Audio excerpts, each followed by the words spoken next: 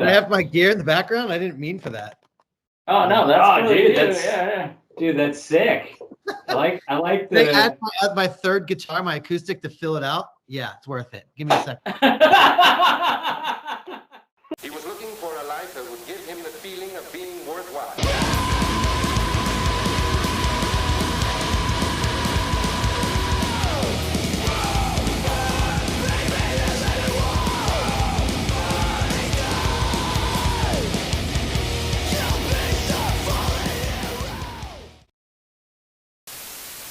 So welcome to another episode of Between Two Amps.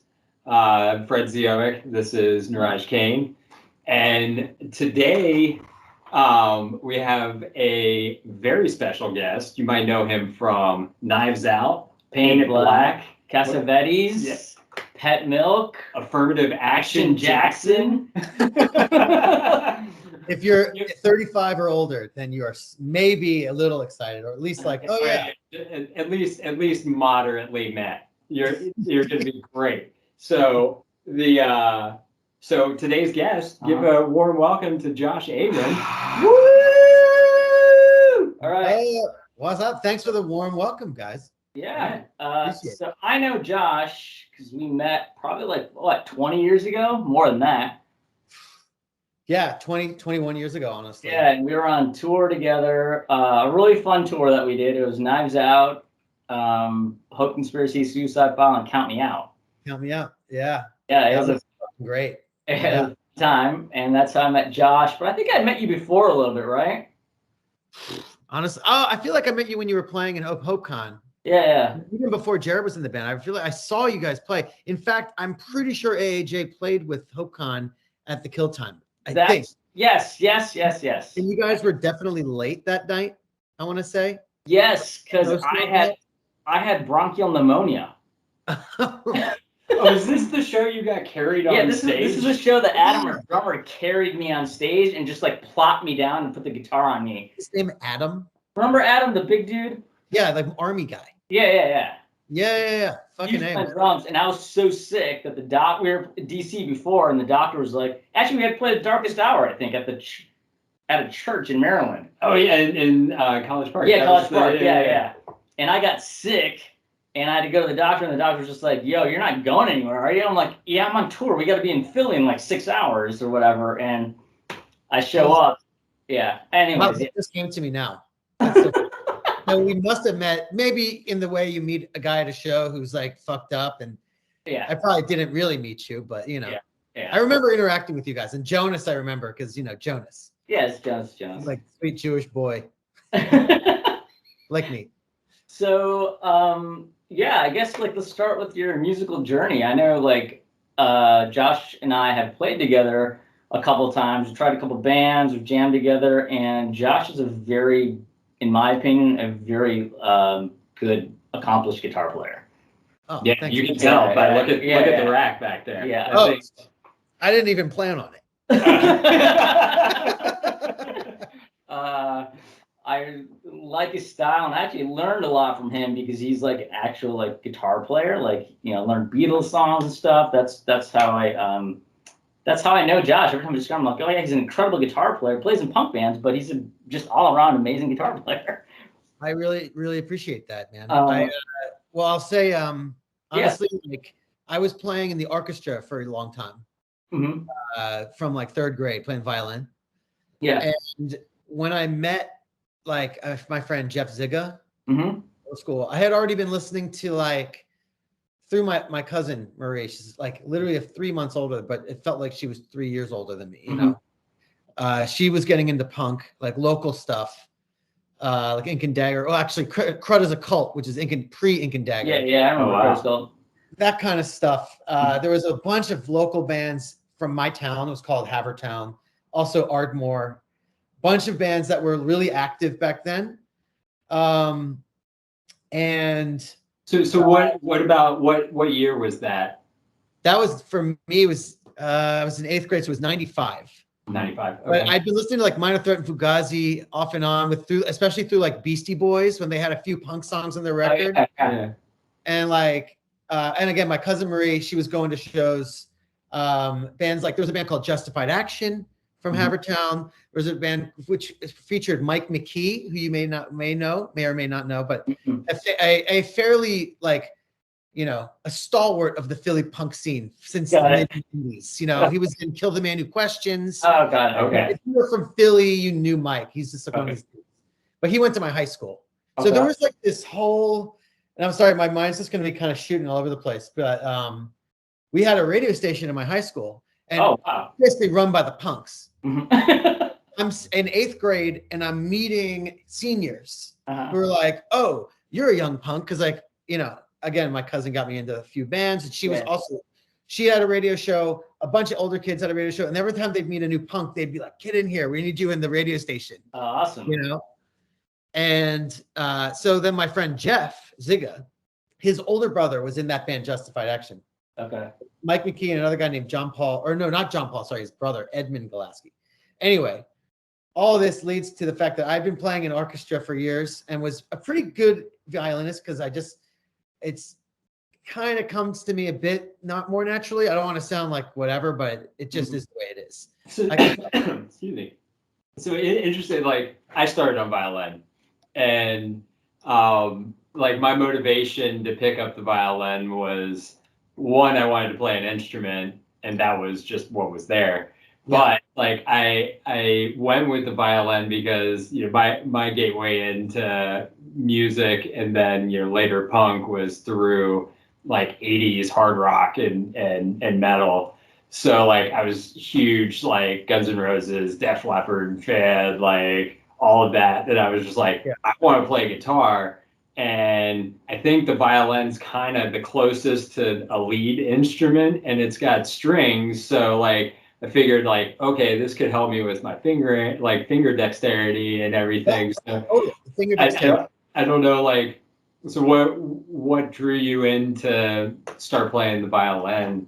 And especially, that seems early, 3rd grade. Yeah, that's crazy. Dude, you know, honestly, I wanted to play the drums, and I got to play the drums in music class, and I was sick compared to everyone else. I was playing you know, like, as a 1st grader, it was like a thing. And then once they got you into the choose a musical instrument thing, my parents basically shot down the drums. Everyone wanted to play the drums. So the violin just sort of, I don't remember why, but I just kind of felt like, okay, I can do this. And I remember just kind of like, it felt right, and I went with it. And then my parents wouldn't let me quit no matter what. Like, I just wanted to quit so fucking bad. But I was also really bad about learning how to read music. Yeah. I could learn by ear easily. Yeah, it's the same. I did Suzuki studies, and I was so resistant to learning actual, you know, notes on the staff that you know, because they started us off on, like, essentially tablature. So like, they would put like tape on the fingerboard for each of the, you know, for first position. And then I had that, it was like, you know, 1st finger, 2nd finger, 3rd finger, whatever, on each string. So when it came time to actually learn how to read music, I was just like, ugh. So Suzuki came with a tape as well as the book. So I would just listen to the tape, and which, you know, was kind of blessing in disguise, because like, it was great ear training, like learning to pick out notes and then like play them back. But for like years, I was going into private lessons, like just playing entire pieces from memory to get out of having to like let everybody know that I have no idea how to read music. Dude, that's literally what I did too. I would play and I would sit there and sometimes have to wait a few times to hear it and then play it. And I legitimately stayed in 1st chair until maybe 10th grade, when our orchestra leader was like, yo, you gotta like give up the 1st chair to someone else, because you don't really work at this in the same way other people do. And I was like, yeah, he's right. Yeah. And then especially getting into guitar, it was all because I met my friend Jeff, and I went to his house, and his brother was playing in this band, Justified Action, that I'd had their demo tape. And I'm like, watching him play the drums blew my fucking mind. Like, my friend Jeff. And then like, his basement was littered with amps that were all like these dudes from around, our town and other towns, all these bands that were like these local fucking kind of local legends. There was a band called Not Work. That's where the band I Hate You came out of. I don't know if you know who I Hate You is or remember them. Yeah, I do. Super epic, straight edge hardcore band. Was Edgewise from Philly? Do you remember that? Which, by the way, of course, I Hate You, but P.S. led to being Knives Out, because that's half of I Hate You is Knives Out. But yeah, anyway, I started playing guitar, and I was mostly self-taught. I got like 3 months of lessons from this dude, Barry. He was great. He showed me how to play like fucking Birthday by the Beatles, Get Back, like Purple Haze, which was like kind of like I didn't give a fuck about it until he showed me how to play the songs, and I was just like, oh wait, rock riffs, like holy shit, like fucking Hendrix. Wow, I had no idea. It was nothing on my radar whatsoever because my dad didn't even listen to rock and roll. When you picked up the guitar, did you already know like how to play a power chord, or you just kind of like, I'll figure this out, or because you were trained playing as being a violin player, you already kind of knew? Well, my dad had an acoustic laying around the house, but he didn't really know much beyond what he called hippie chords, like just like G, C, D. Yeah. I love it, like hippie chords, cowboy chords, like, and like but it was like a nylon string guitar because he just didn't like the steel. He's like a gentleman, and he played the clarinet, and that kind of laid around the house. But honestly, I just remember that I could tune the guitar. And I would just sit there and play with the strings and tune it because I could find the note. But as far as knowing chords, I had no idea. But we would just sit there and like as young kids, even before I officially got into punk music, we would just fuck around. Like we had this little drum machine, like one of those like 4-pad battery operated things. And we'd just like play like whatever beat. My brother played the trombone. And then my cousin would play the acoustic guitar, my cousin Marie. And then I would play the violin. And we had a band called the Mercurial Pizzle of Liverwort. Whoa. Pretty sick name, right? Yeah, and then we changed it to Leif Skeleton. Oh, my first band in 8th grade was called Zero Fight with an XEROPHYTE. And we spent, I don't think we ever actually rehearsed. Like we spent the first 2 months building a stage in my friend's garage because we figured if you're going to rock, you need a stage, especially a drum riser for that same 4-pad. You're thinking the right things, though. I mean, that's sick. I think that name is very highbrow. I feel like you guys would be like a traveling band during the medieval era. Well, I mean, we had all the different types of instrumentation. Man. It's not far off. Straight out of Middle Earth. Yeah, I mean, we were like talking about maybe making that a real band like a few years later, but Please do. You should do it now. Don't. But yeah, man, So you were. Yeah, playing guitar. I was just like, fuck. And no, I learned power chords through Barry Warhoftig, my guitar teacher. Yeah. Okay. Learning Beatles songs, man. That's right. And then it became like so he taught me a few things. He was a really cool dude, but I feel like he was getting stressed out on all the kids he was teaching because he was just like some guy who played in like bar rock bands and like wedding bands. He ended up playing my little brother's wedding. I'm sorry, bar mitzvah. Sorry, not the wedding. It's bar mitzvah a little early. And then once I learned the chords, I would start bringing like Op Ivy songs for him to teach me, or nice Minor Threat songs, or whatever at the time, or No Effects songs, because those were pretty. Okay. So when you were transitioning to guitar, did that transition happen as you were getting into punk, or was that like predated that? You're just like, no, it was a punk inspired thing for sure. Got it. Yeah, 100%. Because punk changed everything for me. Like, it turned me from like just a regular little kid to like a kid with a fucking high octane fuel. you had a mission. Yeah. What was your first guitar then? I'll show you. Yeah. Oh, nice. This year. That's your first guitar. Yeah. You still have it. Oh wow. It's my go-to Fender Strat, Tex-Mex. You can see the Mexico down there. It's got these were new from a few years ago, but it's got the humbucker, two single coils. It's I liked it because it just like the humbucker and I don't know what this just. You can either turn on just one or both with this guy, but whatever it was, it didn't squeal.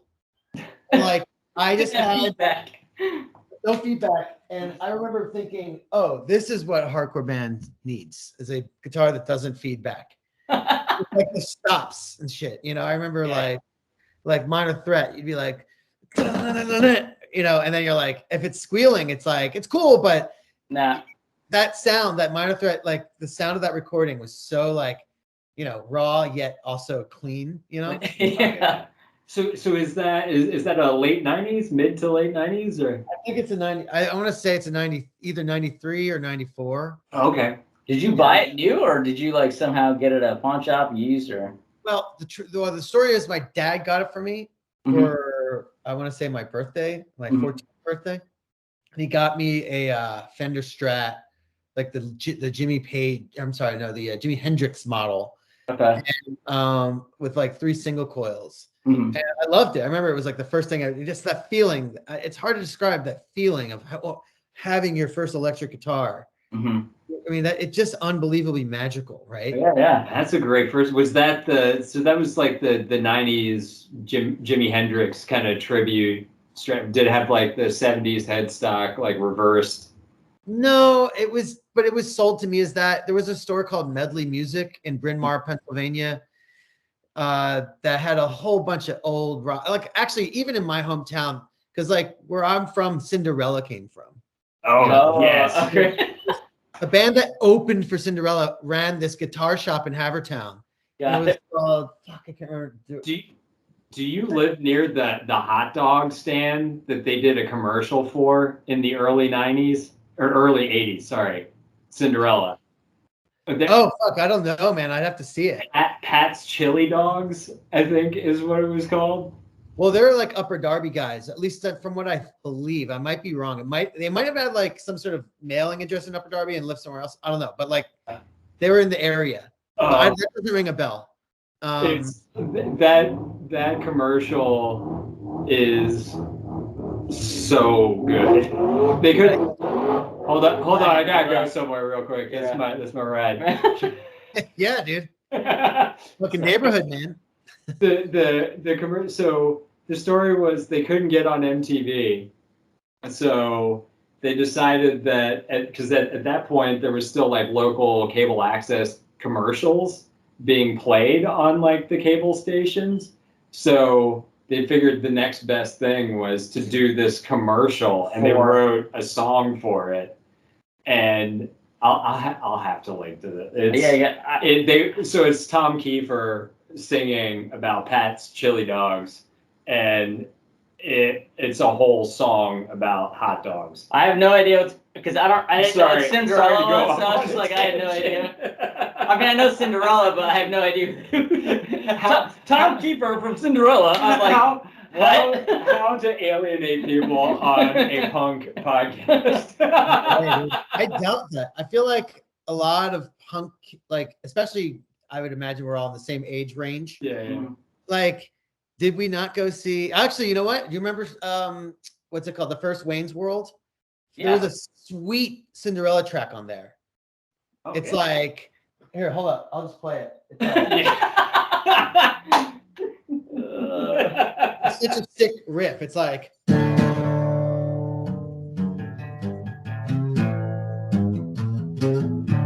Something like that. It's a lot of tune. It's like, Oh man, I'm trying to remember what song it was.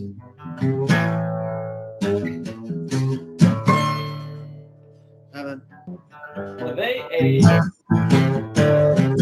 a metal band, right? It's like that. I mean, the rock band that has hair. Right, Like yeah. his like even like his new records are great. But yeah, Tom Keifer. The Tom guy Keifer- that- Hey, Tom Tom Keifer Keifer, is plays this the guy now. from Cinderella? What's that? Wait, this Tom Keifer fella. Yeah, from he's Cinderella. the He's the singer. guy from Cinderella. Okay, I was just getting that clear.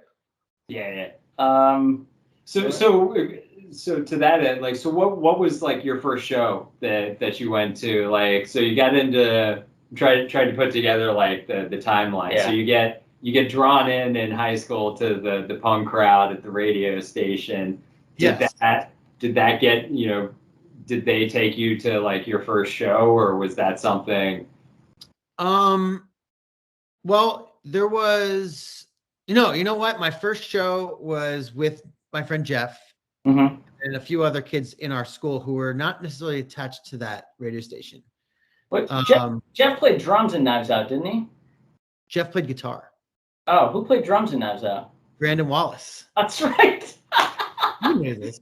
All right, Brandon, if you're listening, sorry. No, he's fine.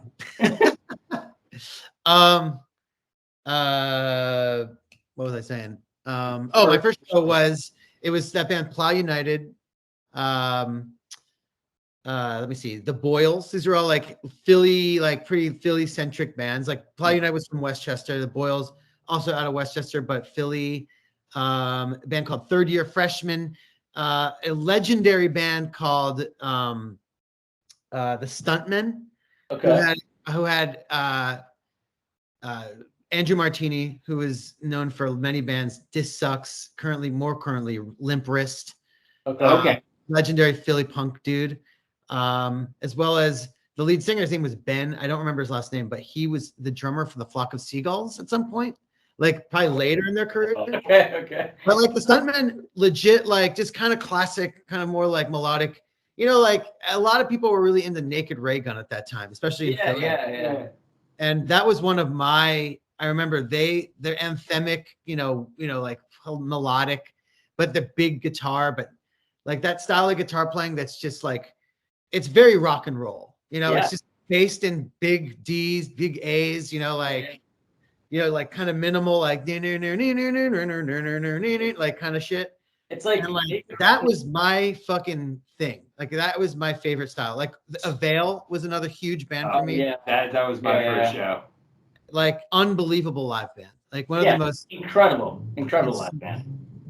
Like when I first saw him, I was like, "What is going on?" Like it was mayhem. I was like, they were so good. But Naked Ray Gun and like Pegboy, like the related bands, like being from Chicago, those are the bands I used to go see when I first started going to shows. Yeah, of course, you're a Chicago guy. So like in high school and stuff, like those are kind of the bands that I learned how to like do solos from, because their solos were like playable. They weren't like fucking like, Guitar Center, I'm gonna fucking play a solo because I'm a big blues guy, right? Those guys are like the Tony Alva to like, the Rodney Mullen. Yeah. It's just pure style, man. Like that. But like also not like cock rock-y at all. Like it was still like a rock and roll. Yeah. Felt like more like Eddie Cochran or some shit, but it's like, which, it's like shit. I love the rock and roll. So Stuntman, and what was the first band that you? Oh, and Third Year Freshman was another band. Like, these are bands that I don't think anyone will know, but like this guy Tom Martin, who was this ridiculous character, like the scene had their characters back, especially in the 90s when it was a little bit more like, I don't know, slightly smaller, Yeah. When did you start going to shows in Philly then? So that weekend, so that was in Malvern. That was in the suburbs. It was this like suburban punk thing. There was this. I know Malvern. Yep. You know Malvern. Yeah. Where Brandon is from. Yeah. And then that next day. Is it like VFW hall style, or was there like a set of a venue that everybody went to? Or the first show was at the Malvern High School, Malvern Prep School. Wow. Like, this was the one and only show I ever went to this place and this venue. The next day, I went to a show on South Street, South Philly. Well, not really South Philly, but like more Center City. Yeah. We call it the YWCA, and it was the same. It was the band Plow, but then the headliner was the Bouncing Souls. Oh, okay.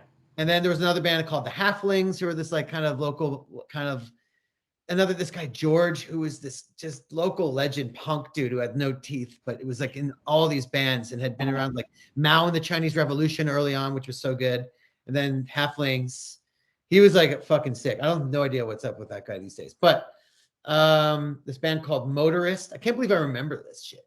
Motorist, Detroit, kind of like a Riot Girl band. Okay. It was just like, I just remember being exposed to so many different, like, think about like the whole idea of Riot Girl in the mid 90s and compared to today's sort of like standing, like how things are. Yeah. Like we were already exposed to like open-minded, like woke, like culture, just like in punk shows, Yeah. you know? Yeah. It was something that we didn't necessarily like think twice about, right? We're just like, oh, this is, and we were young, so it's like, obviously it wasn't, it was something we're just like, oh, wow, cool.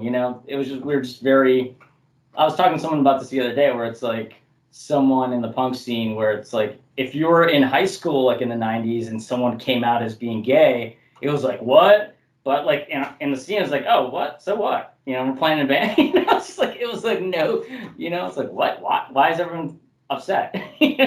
Yeah. And like all these people I was meeting, I was very much like that sort of like, it was a mix of like, the Bouncing Souls kind of stuff, but then the K Records kind of stuff and like, like Kill Rock Stars and all that. I remember like, cause I got introduced to all these like Riot Girl bands too, that where like, the playing was a bit more like, it sounded like someone who just like very punk. It was like very like, oh, it was like very good, like early Sleater Kinney stuff. They're a little more, advanced. And like the band Heavens to Betsy, for instance. I remember that. Yeah. We were like these bands that put it was pure, like you would cry listening to some of those records. They were so beautifully like emotional, like emo, but not, and then like, yeah, I don't know. Just like the exposure to that kind of stuff was really cool. But then there was also funny thing with Knives Out entering my life that kind of introduced me to more of the tough guy, like bro core. Yeah. Austin. Yeah. And Philly too, but So was the scene just that, like, was everybody going to all of the shows essentially, like, or had it kind of branched off? Yeah. There was everyone went to all the shows. It was like all the shows, everyone from all right, so once I go to this one show at the YWCA, shortly after that I discover this venue called Stalag 13 in West Philly. And the Kill Time next door, and like Niraj and you both, you guys know that was the spot for like solid 10 years. 10 years, right? Oh God, actually, this is fucking funny because I don't know if you guys know about this, but so there was a guy called Mega Jimmy, and he was this old school punk dude that was connected to like bicycle gangs. Okay. And he was one of the guys that started Stalag, like in like 93. I might be getting these dates wrong, but older friends can vouch or at least correct. But in the early 90s, it was Mikey, this guy Mikey, who sang for our friend's band Manual 7. Okay. That was my first actual hardcore band I was in 8th grade called Manual 7. Oh, so your first band was in 8th grade? Yeah. What was your gear, if you don't mind me asking? What did you have? Yeah. Hence the whole thing. Okay, Manual 7. I was playing this Fender, and I had a PV practice amp. Okay. And that was what we were playing. And like solid state, like 112. Yeah, the 112. Yeah. Okay. Was it like a Bandit or? What's that? Was it the Bandit? Do you remember? Bandit. Did it have the green like front, right? It had the green and black.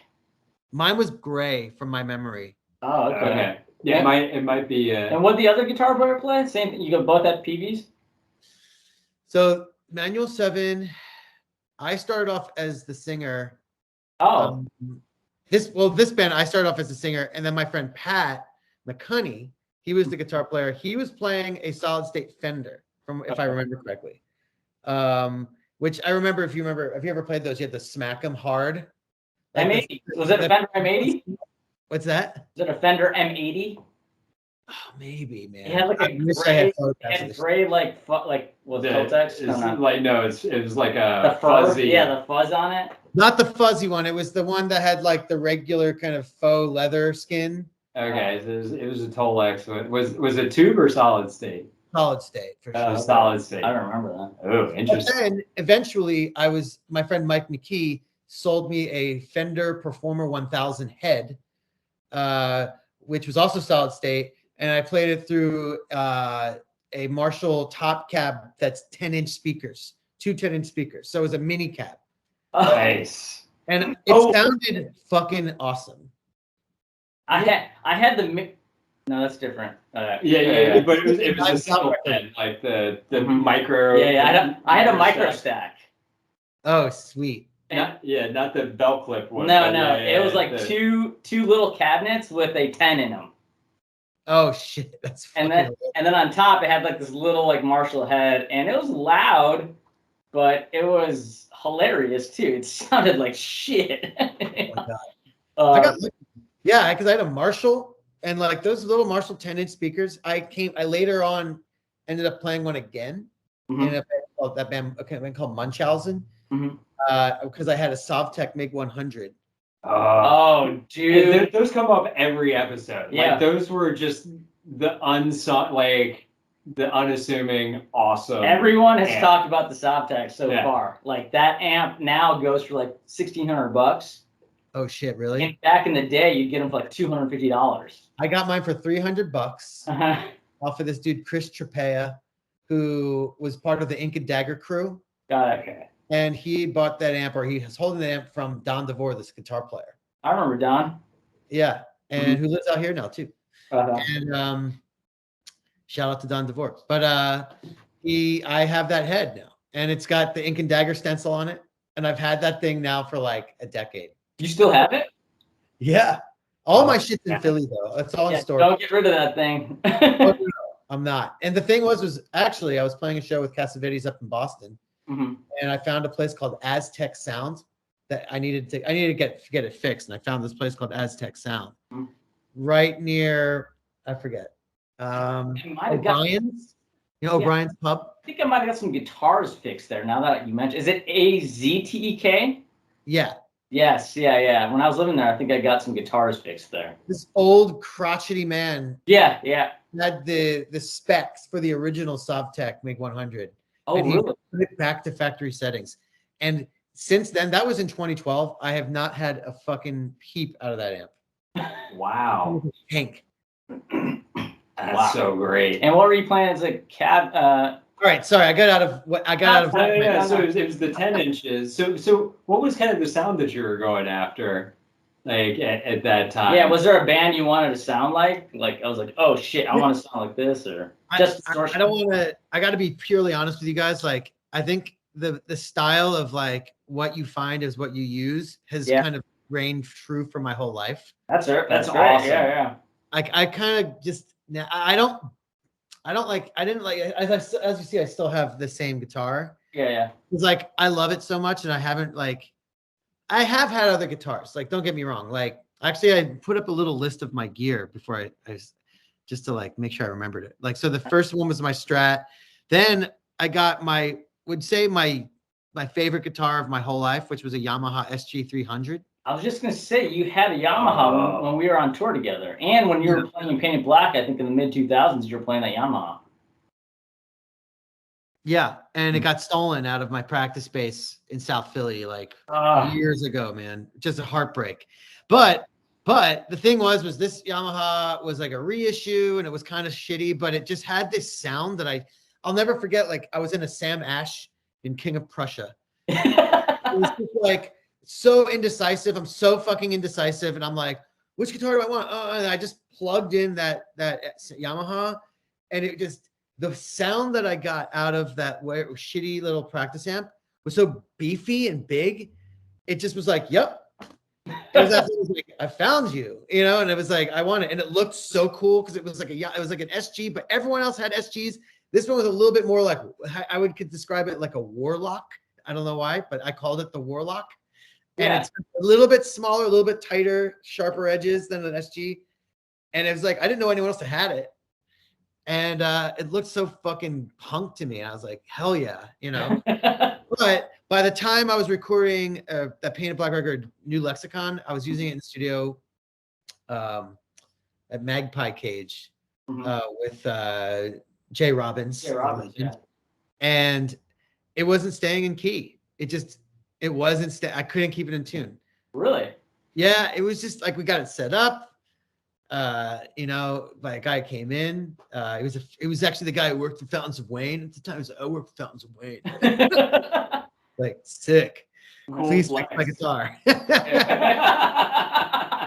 You know, but it just, you know, the vibes were off that weekend because that guitar like would kind of fuck up, but I just had this like such a you know, romance with it, you know. Yeah, I remember like Andy just fucking would be like, that fucking piece of shit. He hated it so much. I feel But like whatever, that's, I love like it. that style guitar has like any like Gibson SG I've had, like trying to keep those in tune is always a nightmare. I can't tell you how many times I've actually gone to the studio. I'm like, yes, this is all gonna work, and then I've literally ended up tracking with a different guitar, a different amp, and everything. And I'm just like, whoa, you know. Yeah. It's like, yeah, I guess like whatever's, you know, down for the. I mean, I didn't like when I first started recording records. I had no idea about intonation or anything like that. So I was like, fuck yeah, I'm just gonna go in. And I was like, that thing's not staying in tune with the other guitar. And I was like, I don't know. You know, Nan had her Floyd Rose, so it made it even more of a nightmare.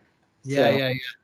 But yeah, it's I mean, those guitars, like sometimes you just have a guitar and you want to play it live or play it in the studio and you Just can't. just can't. You know? I mean, the thing I have a lot with of the Yamaha was that it sounded good in the studio, but it just, the intonation or whatever was just getting bad. Like, because I recorded that guitar with so many records recorded with that guitar. But like, you know, with SGs though, that thing with SGs, I feel like their just body is so light, you know. So like on a recording, it kind of comes, you can sort of tell, Yeah. you know. Whereas like that's why you use like the Les Paul. But like that's the thing, that the Yamaha was a bit beefier, you know, whatever it was. What, did it have humbuckers in it or? Yeah. It had Yeah. 2 sets. Yeah. Okay. And then what amp were you using around like Knives Out? That for Fender Performer 1000. You were, really? Yeah. And then I bought the Mesa Boogie Dual Rectifier because everyone had it. We had that conversation too. Yeah. I had 2 at one point. I still have one. And I remember I loved it, but then I got kind of tired of it. And it was like, and then I remember like there was a moment, it was like the jump the shark moment with the Mesa was when Nickelback had it in their video. And then Jamie Getz told me that somehow he found someone from Nickelback that was like trying to, like someone that worked for the dude Chad Kroger, I think's his name, or whatever. He was like trying to find every dual rectifier in the world, and he was on to buy them all or something insane. This is like, my sound. yeah, like, and he can because you know Nickelback are billionaires or something. Yeah, you know? yeah. I still have mine, and mine's an old one, like a rack mount. And oh god, what a dumbass fucking thing to have. Yeah, that's some metalcore shit. That's where you guys touch that metal. You know, touch that metal, and I'm just like, I never had that metal. Yeah, touch. it is very metal, and that's why I rarely like.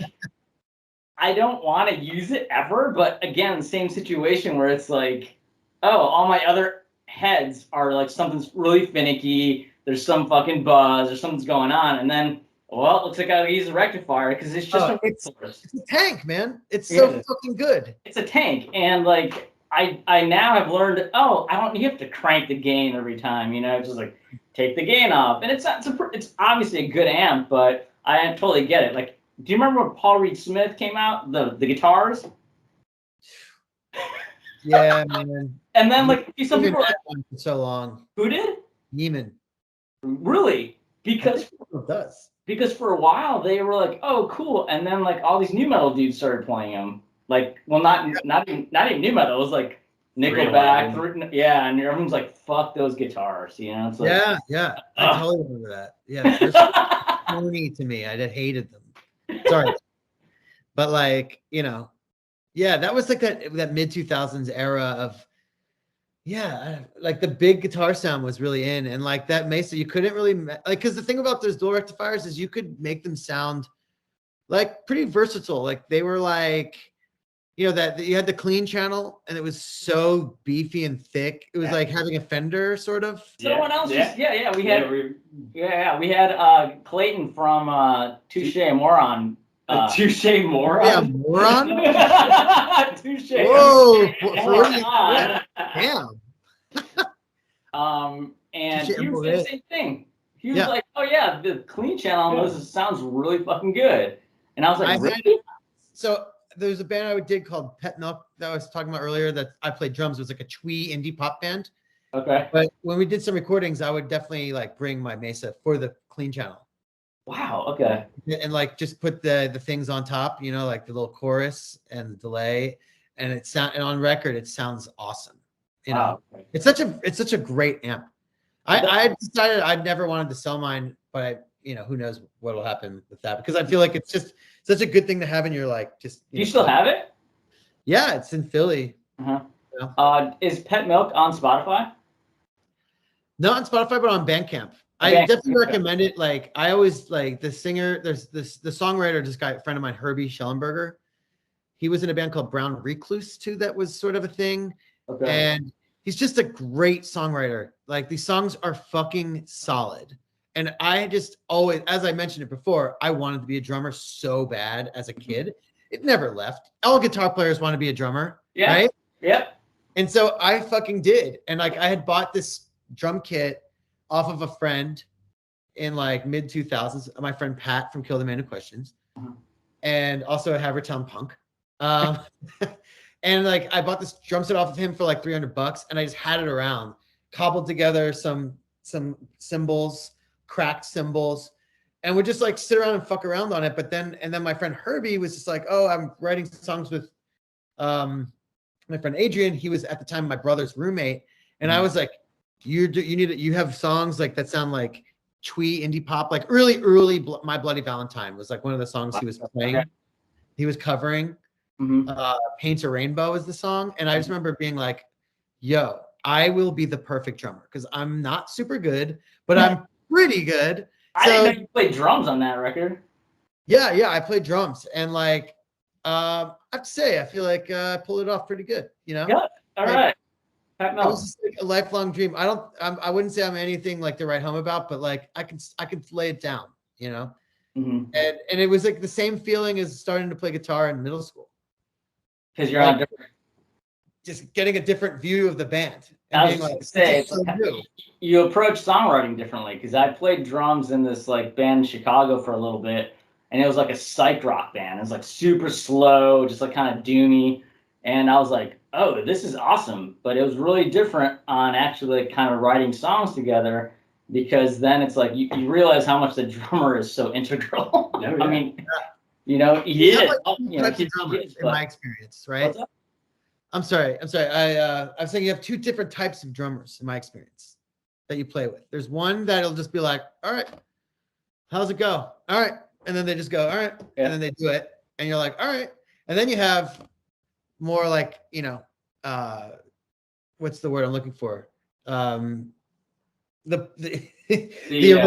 arranger. Yeah. And they're more like, and it's a writing partner. And like that. I feel like the drummers that I've had the most fun writing with are the arrangers that have ideas for like transitions and like, you know, oh, this part should go here. Actually, you know, that verse, that should be a chorus, you know, like, and then like, because I feel like there's a unique perspective coming from a drummer where there's, you know, 9 times out of 10, no horse in the race in terms of like, it's not their riffs, like they didn't do anything. So it's just like an objective observer of what's happening in the song. And like, and it was like that when I was in Darkest Hour with like Ryan Parrish and like our buddy Andrew Black, who's like, you know, he plays in God Collider with us now, and he's an Explosion and you know, like all sorts of bands.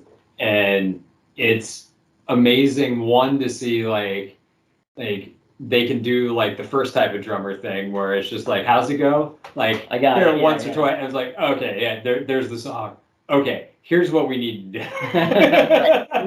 do. You want that. That's like that's the better side of it for sure. I agree. Yeah. I mean, but also certain styles of music, sometimes it doesn't need it as much, I suppose. Sure.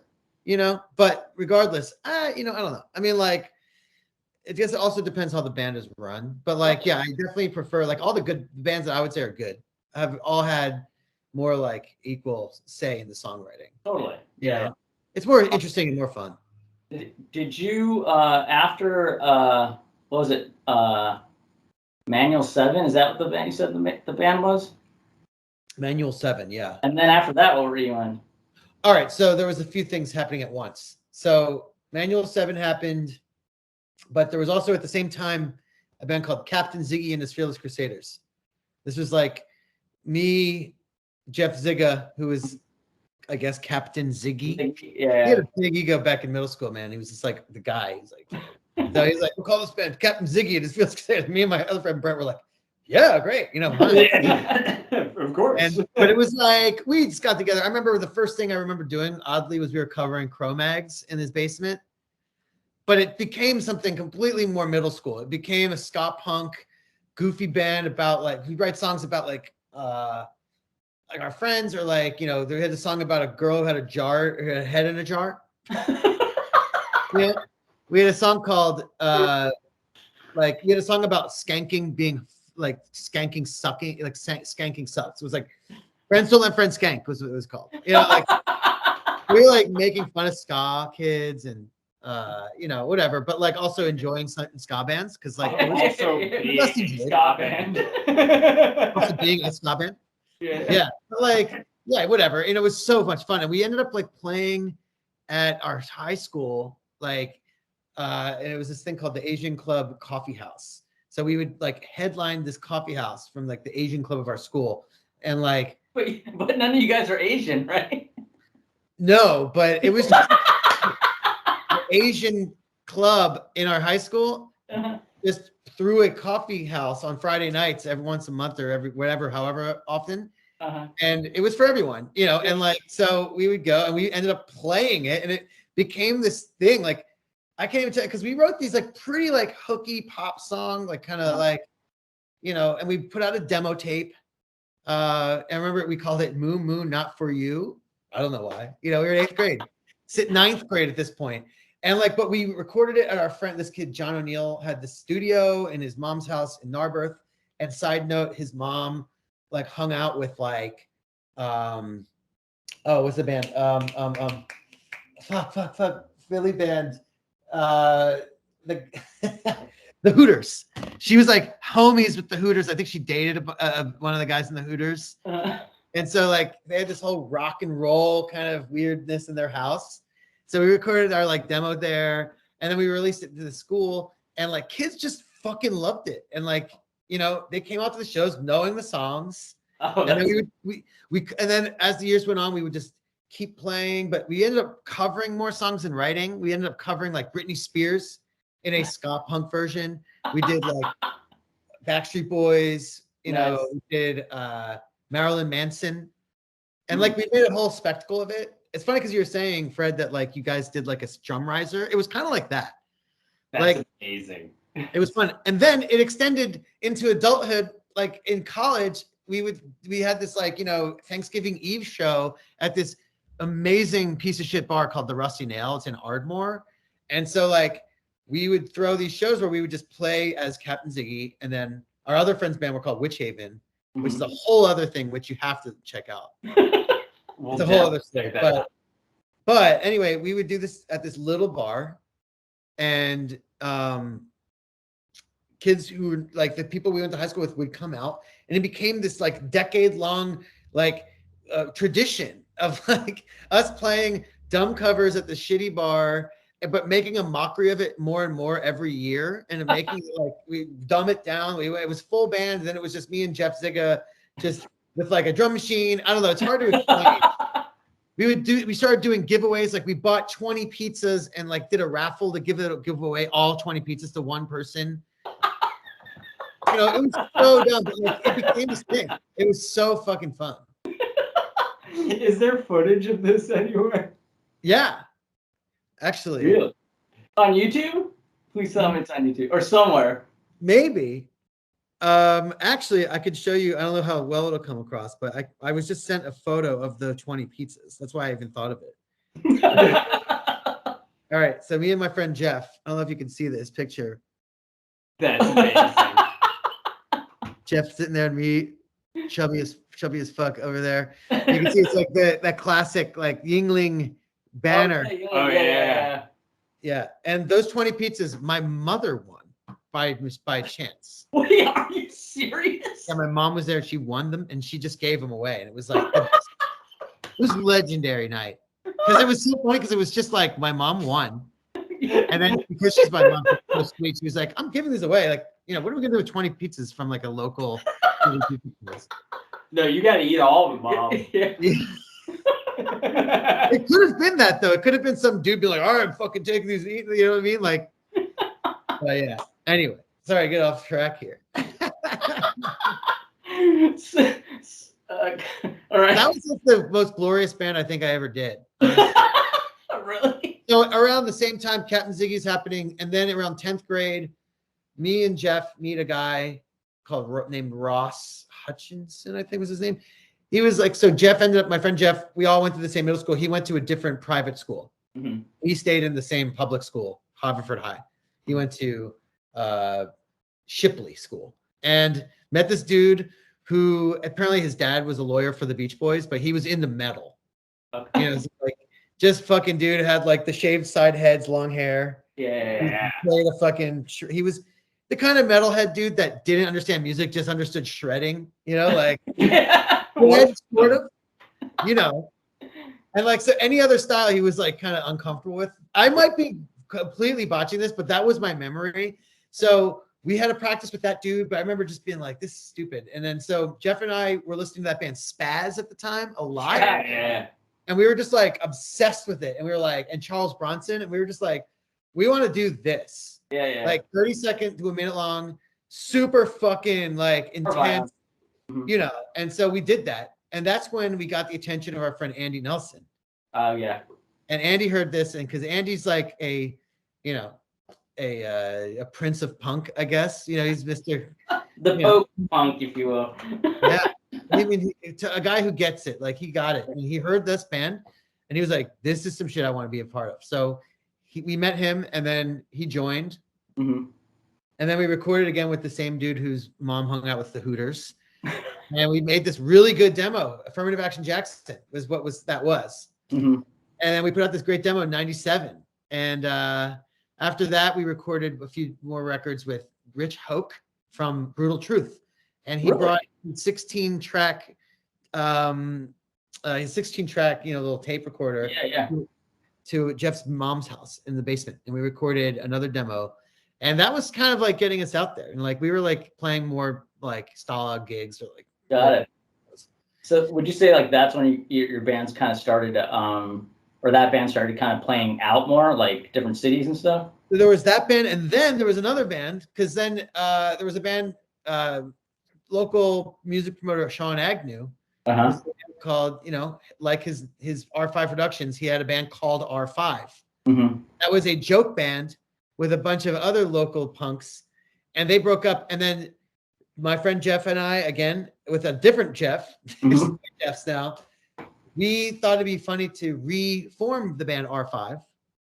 And we call it, and we, as a hardcore ska mix, because R5, the band, was a ska band. Okay. We cut out the ska, realizing it was so stupid, And then we were listening to a lot, like that's around the era of like Sunny Day Real Estate really getting in the heavy rotation. Yeah. And then, like the Swing Kids and a lot of bands like doing that kind of thing. Like in Philly at that time, there was like a lot of the what's it called? What was the label? Scott Biben's label, Bloodlink Records. Bloodlink. Like there was that band Groundwork. Yeah. Fuck yeah. And then the dude from Groundwork that went on to do 400 Years. Yeah. And like all these fucking killer bands. Yeah. Who were like emo, but also fucking sick, right? That Like drama record is one of the heaviest records. Like if you go back and listen to it, you're like, what is going on? But it was like emo or Heart Attack, and bands that were in Heart Attack or MMR, Yeah, I remember like because 400 Years, like because that was the Richmond band. That's where I got into hardcore, and was Jake Jackson from Groundwork moved to really? Richmond. Oh, yeah. And that was a big deal in the scene, It's like, dude, Yeah. Groundwork just moved to Richmond. that must be the same great. dude. Like 400 Years was amazing. He was a great dude. So That's the dude I'm thinking of for sure. I didn't know his name, but yeah, holy shit, dude. Like, or and because I remember like even Avail at the time was playing with that kind of style of band. Yeah. And then now it's like if you look at them, you'd be like, they went from being like that, and then people looked at them as like a pop punk rock band, but then they would just kind of just existed in their own. They had their own thing. Yeah, it was like I feel like it was just optics on the pop punk thing, just because they signed to Fat, and then, but like I don't feel like the song has ever really changed, and I would disagree with that. I would say in between, the Attempt to Regress 7-inch and even Satiate, that record, the Attempt to Regress 7-inch, that record it's kind of more touched in the emo-y kind of world. Yeah. Yeah. And then after that, like what was it? Dixie was a pop record. It was like a pop record. Satiate was definitely its own thing. It was like Chuck, the bass player, was on the first 7-inch, and then the on Satiate. I have to go way back and this year. He had written a lot of that, and then he had left after that, and then that makes sense. The lineup from Dixie on. The culmination record for me of that band is the Live at King's Head 10-inch. Oh, dude, that's one of the best live records.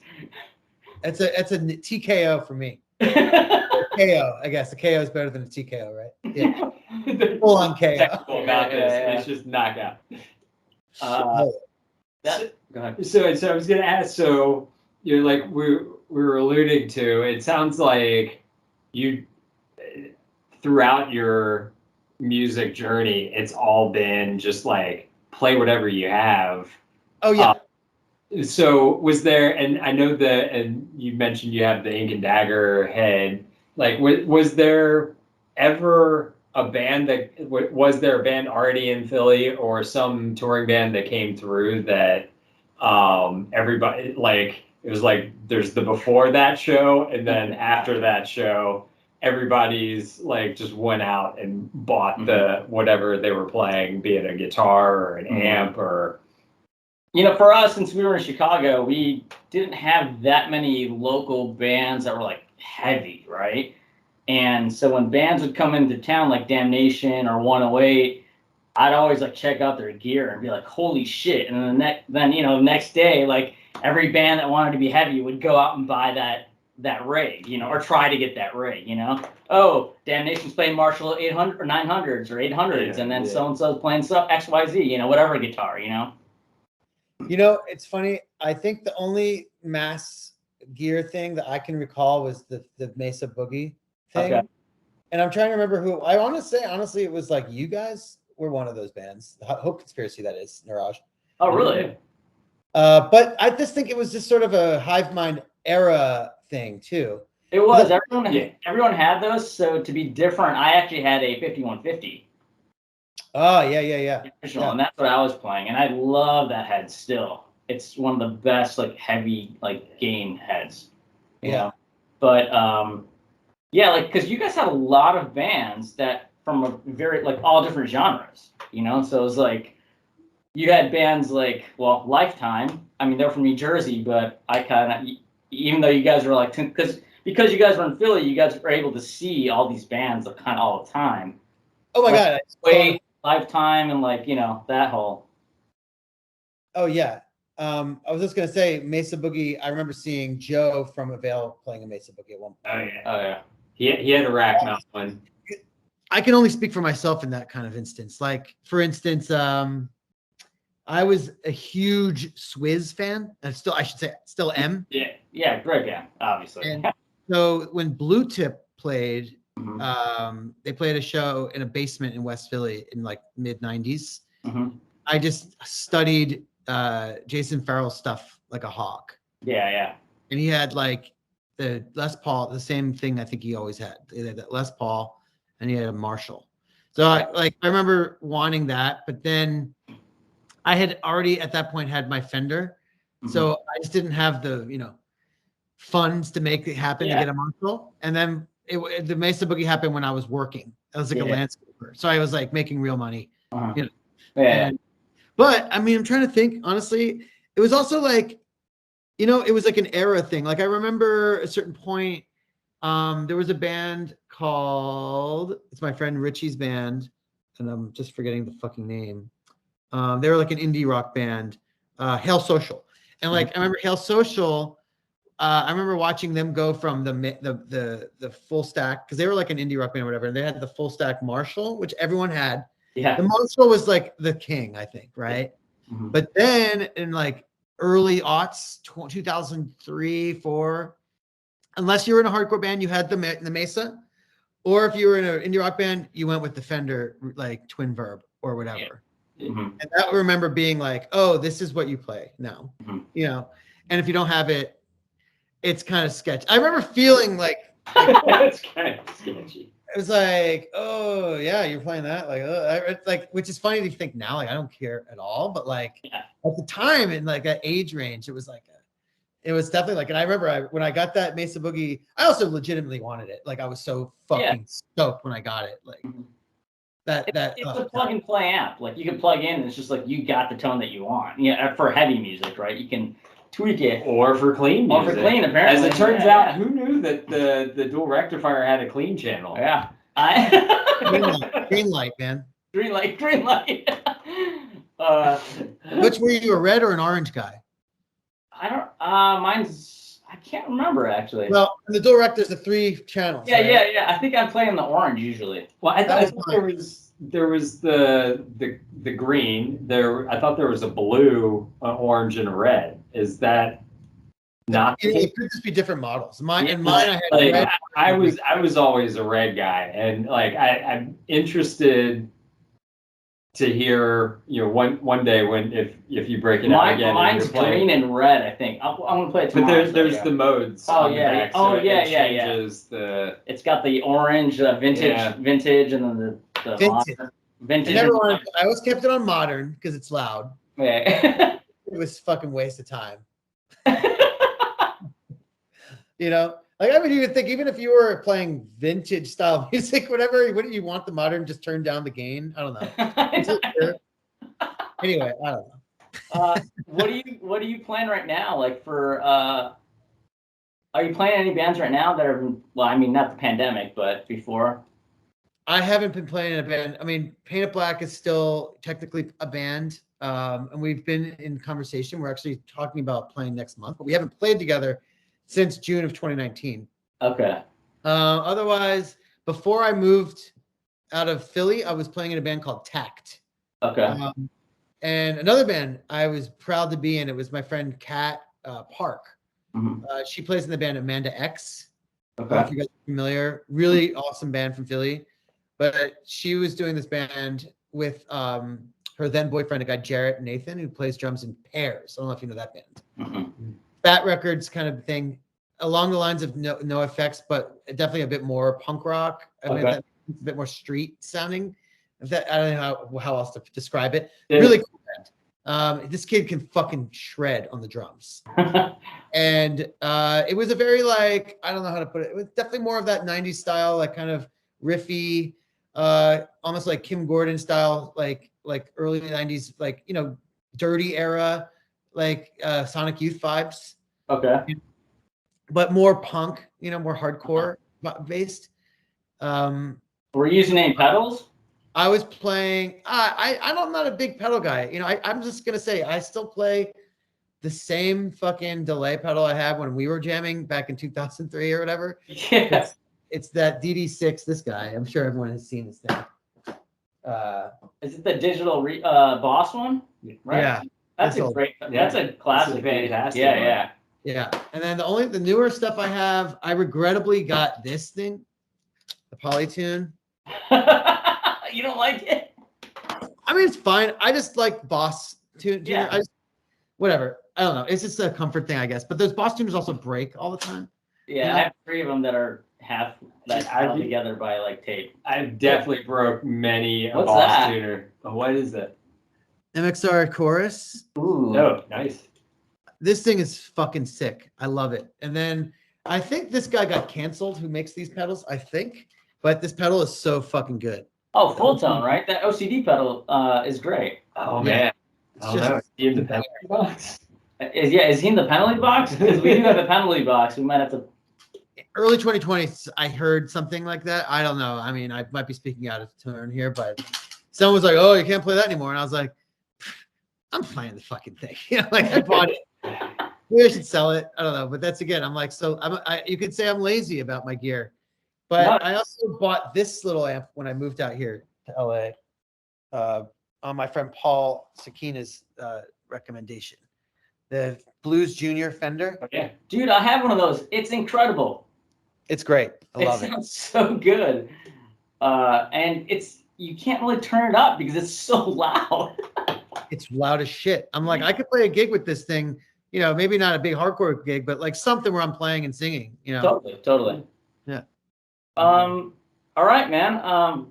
Thanks for chatting with us, man. It was It great. was hilarious. Yeah, this is great. I had a blast, man. Thanks So for having me fun. on. Anything else you want to plug or anything like that coming up? You working on some solo stuff, or are you gonna?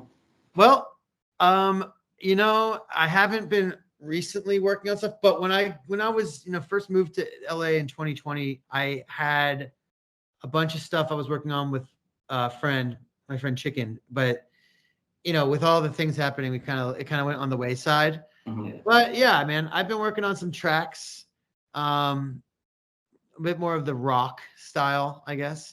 Nice. And I'm excited just to put out some stuff.